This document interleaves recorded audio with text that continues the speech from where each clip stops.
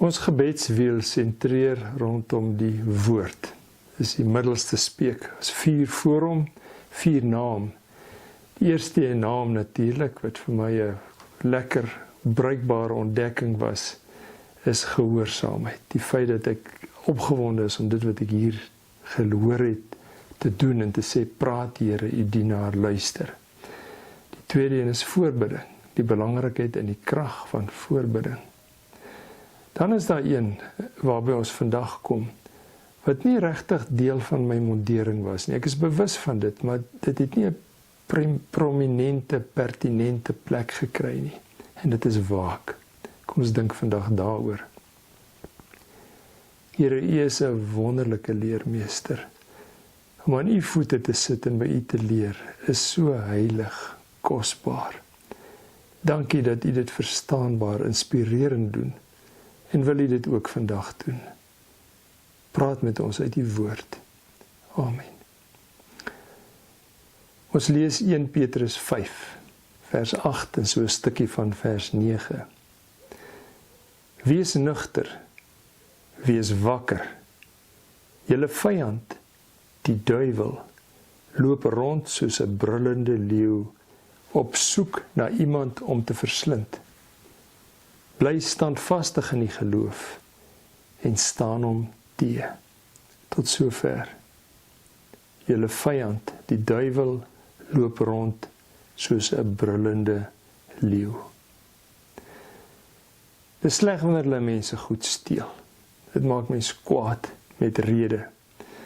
Maar baie keer is daar so 'n bietjie van 'n troos as jy sê, wel, hulle het die skaap gesteel, maar hulle gaan hom darm eet. Hulle kry dit darm uit hom uit. As hulle egter iets steel wat hulle vir appel en ei verkoop, dan is dit nog slegter. Kos my baie, maar hulle kry ook omtrent niks daarvoor nie. Maar die heel slegste is wanneer iemand spesifiek kom net om my goed te steel. Hy kom vir my. Dit is baie sleg as hy voorbereid is, spesifieke goed by my soek. En nou, as ons die Bybel gelees het, wil ons baie keer net sommer reg en opgewonde uitstorm en die dinge begin doen, maar dis waar die Here vir ons sê, stop. Ons moet eers mekaar praat, daar is eers iets wat jy moet weet voor jy hier uitgaan. En die konsep sien ons in Nehemia 4 byvoorbeeld, as die mense die muur wil bou van die stad, en hulle net kan bou nie, daar staan in Nehemia 4, hulle het hulle troffel in die een hand gehad en hulle wapen in die ander hand. Want daar was ander mense wat hulle wou verhoed om die muur te bou. En hulle moes dus aan die een kant reg wees om te bou, maar ook aan die ander kant reg wees om hulle te verdedig. En dis iets wat ek baie keer vergeet. Voor ek die huis uitstorm, is daar eers iets wat ek moet reg hê. Die persoon waaroor dit gaan, is interessant. Dit is nie maar soos 'n gepepel wat hier in die straat afkom en hulle, wat ook al voorkom, plunder hulle nie. En hulle gooi my kar met 'n klip en gooi die asblikke om nie. Nee, hulle kom spesifiek met 'n doel vir my. En daardie persoon word hier genoem jou vyand. Jou antidikos is die woord wat die Grieks gebruik. Dit beteken is die een wat teen my in 'n regsaak is. Hy het een doel. Hy wil dit vir my so moeilik en sleg as moontlik maak. En laat ons nie illusies hê oor waartoe die bose in staat is nie. Hitler was 'n gewone mens gewees. Die bose het beheer van hom geneem. En die bose het veroorsaak dat Hitler uiteindelik 30 miljoen mense se dood veroorsaak het. Mense wat glad nie hoef te gesterf het nie, dit was nie nodig nie. Hy het 'n sinlose oorlog gehad. Dis die bose, as ons vir 'n oomblik oor hom dink. Of oor Genghis Khan, wat die hele Indië en Asië en Persië oorheers het, en dit eintlik 40 miljoen mense doodgemaak het. En natuurlik Mao Zedong, wat 70 miljoen mense doodgemaak het. Dis die vyand met wie ons werk. Dis die bose. So laat ons nie lig dink oor hom nie. As jy hom net 'n klein vatkansie gee, dan neem hy totaal oor. Die bose is nie in staat om enigiets te skep nie. Hy kan nie 'n slegte goed skep nie. Al wat die bose kan doen is om die goeie goed wat God gemaak het te breek. Dis al. En hy het spesifiek my in gedagte en hy het my lewe in gedagte en hy wil enige iets moois wat ek doen heeltyd afbreek. En dit is verskriklik. Dit vat lank om 'n stuk om iets moois te teken of om 'n muur te bou is hard. Maar om daai skets te beskadig of daai muur om te druk as die sement nog nat is, dis niks. So die bose is 'n parasiet. Hy maak nie slegte goed nie. Hy vat net goeie goed en hy breek dit. En dit moet ons weet. Hy het ons heeltyd in sy fokus. So die beeld wat die Bybel hier gebruik, hy sê ons vyand, die duiwel, loop rond soos 'n brullende leeu. En dat ons dit sê oor die bose. Die bose is 'n werklikheid.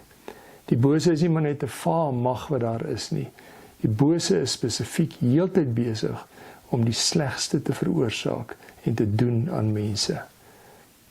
En daarom het Jesus 'n belangrike ding rondom die bose gedoen en dit is hy die bose sy mag kom breek, sy vryheid waarmee hy rondgegaan het, dat hy die dood tot sy beskikking gehad het wat hy kon gebruik net soos hy lus gehad het.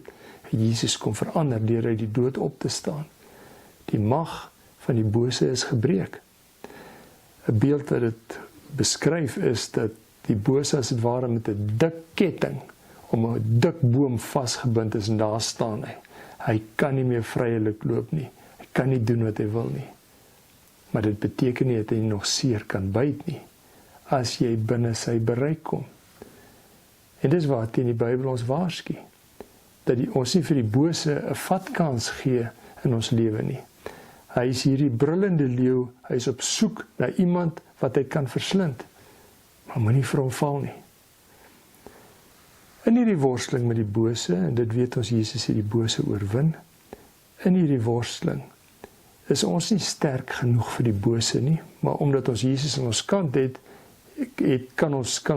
hoef ons nie te soek voor dit wat die bose doen nie. Maar dit beteken nie dat ek met die bose praat nie. Al is hy 'n werklikheid, al leef hy, en al is hy 'n mag wat ons oral sien werk in die wêreld, is hy nie iemand wat op my golflengte is nie, is nie iemand met wie ek praat nie. Ek praat wel oor die bose met Jesus. En ek kan vir Jesus vra om my bedag te maak op dit wat die bose doen.